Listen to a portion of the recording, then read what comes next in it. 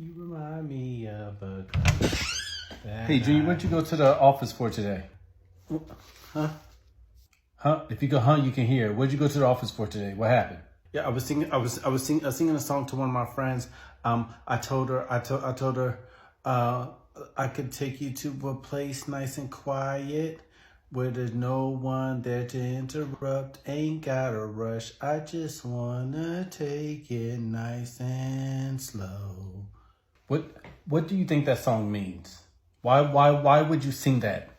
No, I thought it. I mean, it was about because we were about to go to the reading corner, and I was waiting for it for so long, and we were gonna go sit in a place that was nice and quiet, and there was no one there to interrupt.